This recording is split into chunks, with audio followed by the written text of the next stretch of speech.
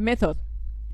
The study presented here is approached from an exploratory vision with the aim of initiating the research path of both interconnected concepts. For this purpose, and in order to achieve the objectives formulated, a descriptive and correctional research design has been used through a quantitative methodology. The study was carried out on 6,030 vocational training teachers. 73 and 17% of whom were men and 26 and 83% women, aged between 26 and 62. The data collection process was carried out by means of an ad hoc questionnaire designed on the basis of other validated instruments on the art covered by the study.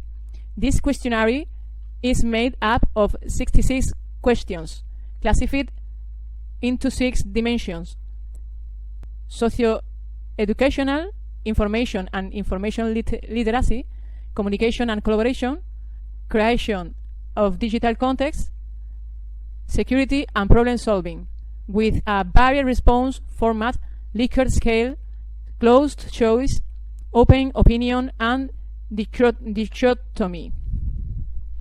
First, the design and validation of the questionnaire was produced.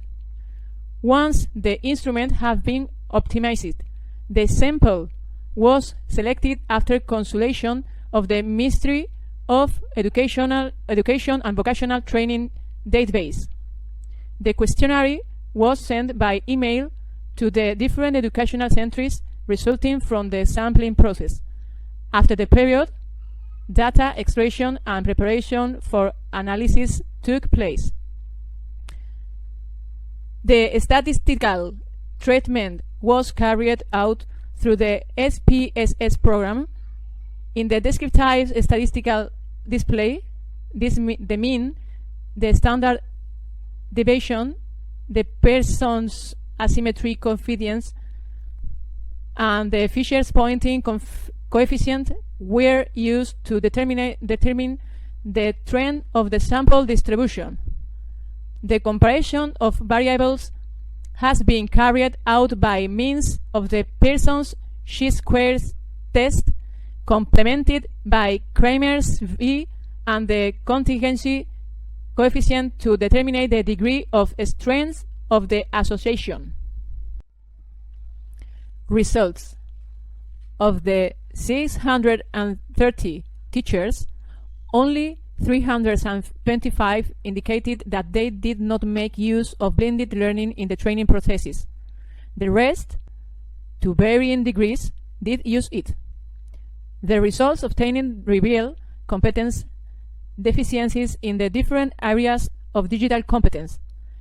Similarly, an asymmetrical distribution can be seen tending to the left given the concentration of the data in the most deficient ranges of the scale.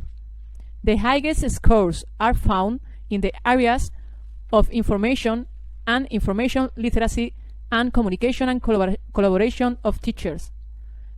Despite this, their values are concentrated in the R2 of the scale, low level. The remaining areas reflect poor scores close to the second range of competence measurement. The correlation analysis between the frequency of use of blended learning and the different areas of digital competence. Statistically significant differences have been found in the areas relating to communication and collaboration and security on a digital level, with moderate strength of association, being superior in the area of security. These findings show that teachers with greater skills in these areas are more likely to develop a training process through the blended learning approach in their daily practice. On the other hand, the rest of the areas have not reached statistical significance, and no link has been found between the frequency of the use and the level of skills. Conclusions. These potentialities reflected in the literature only attract a small group of vocational training teachers to use blended learning in their daily practice, showing that those teachers with the best techno-pedagogical skills are those who use it the most, who postulate that low digital competence limits the benefits reported by blended learning carried out by professionals with extensive digital skills. As regards the most influential areas in the use of blended learning, the statistical tests carried out determine that those alluding to communication and collaboration and to security are the areas that have the greatest impact on the use of such an innovative methodology.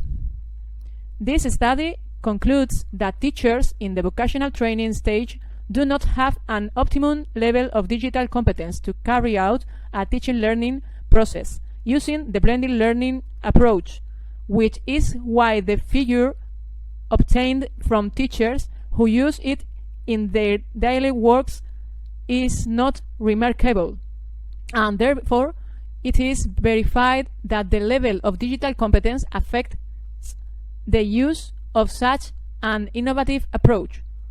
The future of this research focuses on the need to continue promoting the participation of teachers in training programs adapted to the requirements of current education and focuses on the development of digital competence and the use of emerging methodologies, where the use of ICTs has a place, with the aim of adapting teaching activities to the new techno-pedagogical paradigms of an increasingly digitalized society.